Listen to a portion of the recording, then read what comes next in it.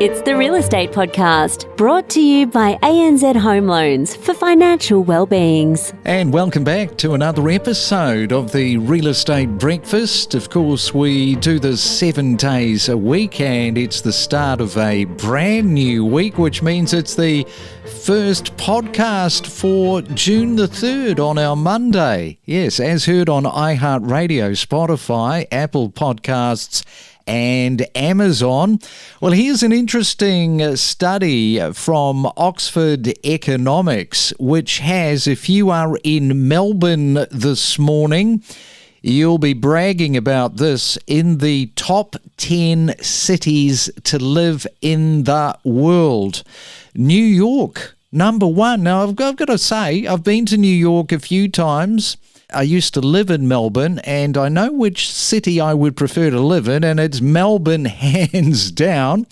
Canberra also got there. Canberra's the second best city in the world for quality of life. This is a category that they do, you see. So we should take you to Canberra and catch up with Eliana Rojas-Terry of Better Real Estate. She's the principal there. And a very good morning. Welcome to the Real Estate Breakfast. And some bragging rights for you guys in Canberra. So that's pretty good, isn't it? It is. It is. Nice little ticket up the sleeve to have. Yeah, so Canberra, I was probably a little bit surprised in second place, but people living in Canberra are saying, come on, what do you mean you were surprised? It's no secret here. Always the way. You've got to live here to experience it and actually enjoy it, I feel.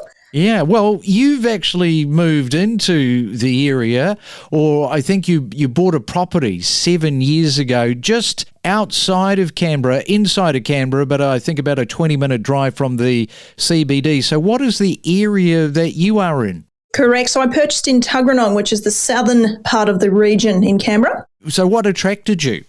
I think the biggest attraction point was value for money. That's a big driver in the southern part of Tuggeranong and Canberra as a whole. Very good value for money and really good access. I think that was the biggest thing for me working on the south side of Canberra. I wanted to be close to work, which made a big difference. Wow, 7 years ago. How the prices have moved in 7 years. Incredible. It's been a very strong charge, I think, is the best way to describe the pricing movement in the last 7 years. Huge. And then you decided to upsize and bought a second property in the same location. I did. I loved it so much. I thought, why not get a second? I guess the biggest driver there was bigger block. So upgraded to a nice 3-bedroom house on a big 900 square metre block, which was a nice change from a 1-bedroom apartment. Spread the wings a little bit. You did that 7 years ago when you bought the first property, but you were telling me that you've been in real estate 12 years. And I said to you, what were you doing prior? And you said, I was at school. Correct. So I fell into real estate. 12 years ago. I was doing it part-time throughout the later years of senior high school and then fell into it. It was quite a very natural progression, I guess. It was not a great deal of opportunity where I grew up in Braidwood out in the bush. What was it, do you think? Because, we have a lot of younger listeners to the podcast. What was it about real estate when you were at school that you thought, well, this is probably something that I actually could go into and really sort of excel at? I think the biggest thing was that you didn't need to be a rocket scientist. It didn't take a lot of, study to get your foot in the door. Obviously, you need to be very skilled in other areas, but those things that you can learn as you go. So there was a medium barrier to entry. I guess the easiest thing to sort of jump straight into out of school rather than going straight into study. Yeah, because we have a high rate of failures. I forget what that percentage is, but it's well past 85% of people getting into the industry and then falling out of it within the first 12 months. So it's not for everybody, clearly. No, it's a very unique industry in the sense of you need to have the right support around you to excel. And it is in a lot of different areas, very sink or swim. And I think I was very grateful that I had a lot of support, which propelled me into the direction that I felt very supported and I could do good things in that space. Well, especially when you've decided to bite the bullet and set up your own real estate company at such a young age. Oh, thank you. Yeah, an opportunity. I think both me and my business partner decided we've been in the industry very similar timelines and thought that there was an opportunity for us as young individuals to make a change and do things differently and do things better, which is very exciting. You know, one of the things about real estate, and I think most businesses sort of grapple with this, particularly when it comes to sales, and real estate is slightly different because you're, in all intents and purposes, you're working for yourself autonomously, so how much money you make is totally dependent on you. But when it comes to sales, you can never tell who is going to make a good salesperson. There could be somebody that walks through the door, and this has probably happened in your career, and you've thought, my goodness, this person is going to be fantastic. And then there's somebody that walks through and you're not quite sure about the person. And the roles are totally reversed. The person that you weren't sure on goes gangbusters and the other person fails within the 12 months.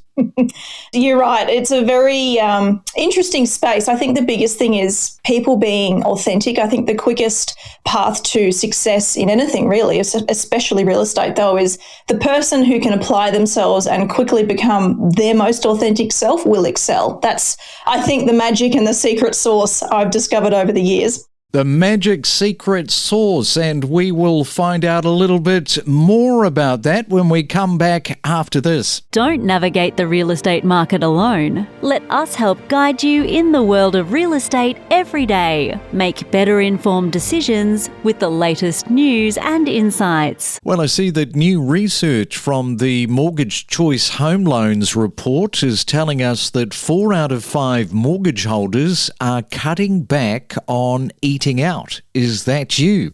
Also, people are cutting back on holidays and subscription services to meet their home loan repayments.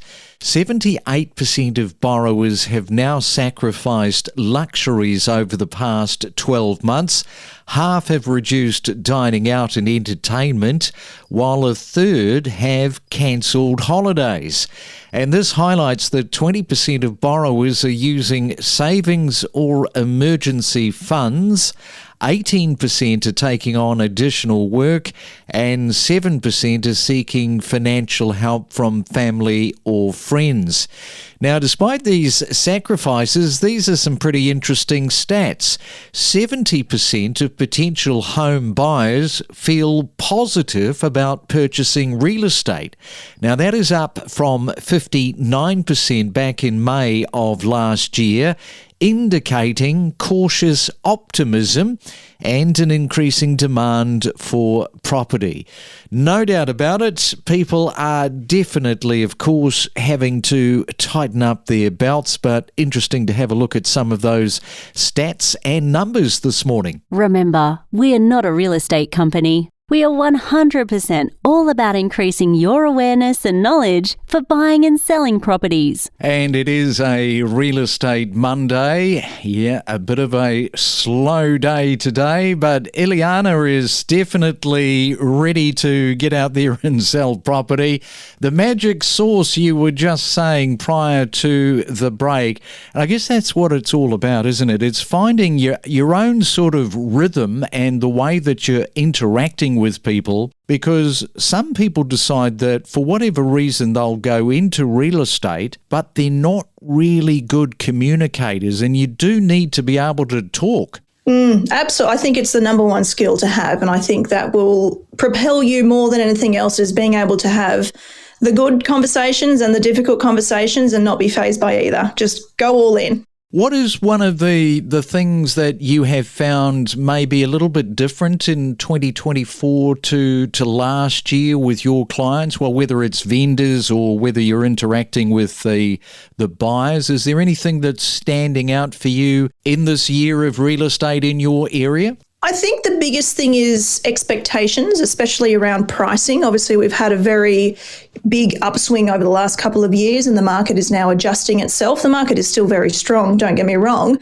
However, I think sellers in particular have expectations of prices that may be a little bit out of reach, and I think there's probably some more difficult conversations that need to be had so that you're not wasting people's time. And let's talk about your particular area, because where you are, you can buy these larger block sizes. Now, this is quite attractive for a lot of people, particularly with growing families. They need a backyard, and that is what this area offers. Correct. So the Tuggeranong region as a whole offers much larger block sizes than a lot of other areas in Canberra. I think after we had the myriad of lockdowns, I think it became an even bigger need on the bucket list for people wanting to have some outdoor space. A lot of people obviously working from home. There was a lot of movement in that area of people wanting to upsize and get some more room. And in terms of just how your area has grown as a result of people coming in, people finding out about the area, because, you got a lot of people that like to get into the outdoors, and that's literally on your back doorstep. It is. So a lot of people obviously come to the area. We've got, the snow not too far away, especially being the southern part of Canberra. Very easy commute. I think that makes a big deal for people that do like outdoors, and they typically will buy in this area for access. And did you have people moving into your little pocket there when COVID was happening and people were wanting to get out on these bigger properties? Plenty. There was a lot of transactions from people upsizing from smaller apartments, smaller houses, wanting to get that outdoor space and a couple of extra bedrooms for home offices. The scary thing is that we are being told by a lot of these health experts to expect it's only a matter of time before another pandemic hits. And they say, I've mentioned this on the podcast, the next one is going to be more infectious and more deaths as a result. I wonder about some of these people that moved into areas like yours, then they missed the CBD and they moved back into the city. They might be kicking themselves if we end up having to go into a part 2 of a serious lockdown. I shudder to think, I hate to even talk about it, but you have to, because it's being talked about and quite a lot. It's a scary thought. I mean, hopefully we don't get there anytime soon, but it'll be interesting to see those people that make that move, their next plan of attack. And how do you feel about Canberra's high rating for quality of life with this survey, this result that's just recently come out from Oxford Economics? I think it's an amazing nod to Canberra. I think we have a very planned city. We have great restaurants. We have some of the best coffee. That's probably a little bit biased from me, but it doesn't surprise me that we've got the mention. If you live here, you can certainly understand why we've got the second spot. All right, well, great to catch up with you this morning. It certainly sounds like you are going from strength to strength. You have found your happy place, and you're just 20 minutes out from the CBD there in Canberra.